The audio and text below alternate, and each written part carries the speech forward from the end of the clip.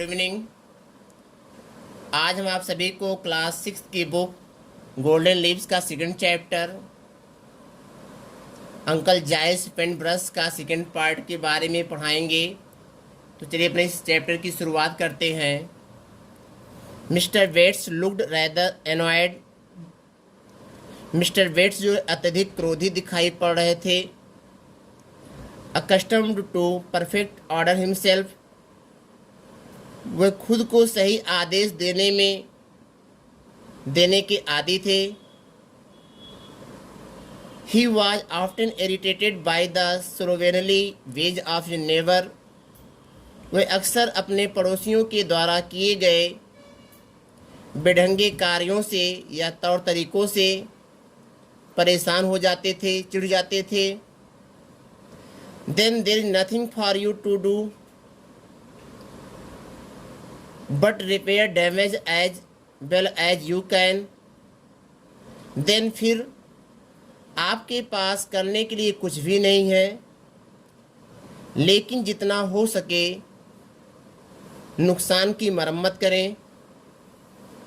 What colour of paint is in the brush, brush में किस रंग का पेंट लगा हुआ है। रेड सर, श्रीमान जी, लाल रंग का लगा हुआ है।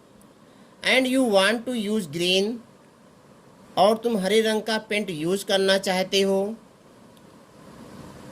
You will have to go to the house, तुम्हें घर जाना होगा। And get some warm soapsuds and give the brush a thorough washing, और तुम्हें वहाँ कुछ गर्म साबुन के झाग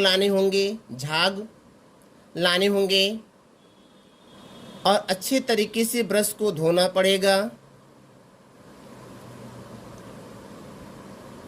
Rufus found that he had plenty of occupation for some time after that, Rufus ने पाया कि उसके बाद कुछ समय के लिए उसके पास काफ़ी व्यवसाय था। The brush was soaked up to the handle in the bright red paint, brush को चमकीले लाल रंग में हैंडल तक भिगोया गया। And it was a work of patience to give it the necessary cleaning, और आवश्यक सफाई देना धैर्य का काम था। पेशेंस में था धैर्य। इंडीड, वास्तव में dinner time found him just ready to begin the task, रात के खाने के समय से उसे कार्य शुरू करने के लिए बिल्कुल तैयार पाया गया। which might have been easily accomplished in the morning had it not been for that long delay, जो शायद सुबह आसानी से पूरा हो गया होता अगर यह इतना लंबा विलंब ना होता। आफ्टर डिनर, रात के खाने के बाद, he and uncle Giles again repaired to the barn, वह और अंकल जाइल्स फिर से खलियान की मरम्मत करने लगे। Where the elder clean the harness, जहाँ पर बड़ों ने हार्नेस को साफ किया। वाइल द यंगर पेंटेड, और छोटों ने पेंट किया। आई थिंक, मुझे लगता है कि आई बिगेन टू रियलाइज, मुझे एहसास होना शुरू हो गया। सेड रूफस ने कहा। That your plan of having tools ready is a good one, Rufus ने कहा कि उपकरण तैयार करने की आपकी योजना एक अच्छी योजना है। यस, हाँ, इट इज़ गुड, यह अच्छा है। नो मैटर, कोई फर्क नहीं पड़ता। What sort of work you are going to do, कि आप किस प्रकार के काम को करने जा रहे हैं, इससे कोई फर्क नहीं पड़ता है। आई बिलीव, मेरा मानना है, मेरा विश्वास है। You wish to be, a minister one of this days, don't you Rufus?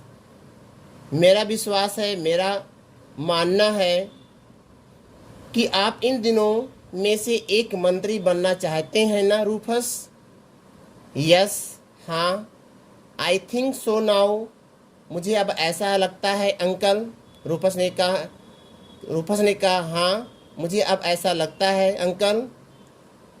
Then you are getting some of your tools ready when you are studying Latin and history and other things in school. तब आप अपने कुछ उपकरण तैयार कर रहे हैं जब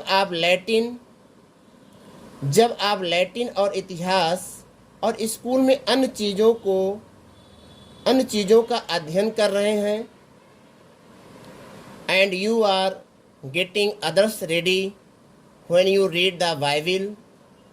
और जब आप बाइबिल पढ़ते हैं और जब आप अपने रविवार के स्कूल के पाठ का अध्ययन करते हैं।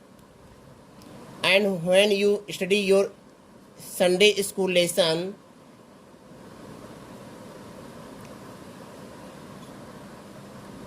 जब आप अपने रविवार के स्कूल के पाठ का अध्ययन करते हैं। And when you listen to the preaching of your minister. और जब आप सुनते हैं तो आप दूसरों को तैयार कर रहे होते हैं। You need to take pains to remember what you learn in this ways. आप इन तरीकों से जो सीखते हैं उसे याद रखने के लिए आपको कष्ट उठाने की आवश्यकता होती है। क्योंकि the good things in your memory will be the tools that you will have constant use for. क्योंकि आपकी स्मृति में अच्छी चीज़ें व उपकरण होंगे जिनका आप निरंतर प्रयोग करते हैं। I know a young man who is now studying for the ministry. मैं एक युवा व्यक्ति को जानता हूँ जो अब मिनिस्ट्री का अध्ययन कर रहा है। आई थिंक, मुझे लगता है कि ही विल सक्सीड, वह सफल हो जाएगा। For he is very much in earnest and he है नेचुरल एबिलिटी। वह earnest में बहुत अधिक है और उसके पास प्राकृतिक क्षमता भी है। Yet he finds his task rather difficult because he had no opportunity to study when he was younger. It means जब वह छोटा था तो उसे अध्ययन करने का कोई भी अवसर नहीं प्राप्त हुआ, कोई अवसर नहीं मिला। इसीलिए उसे इन कार्यों को करने में अधिक कठिनाई होती है। He has not been trained to think or to remember.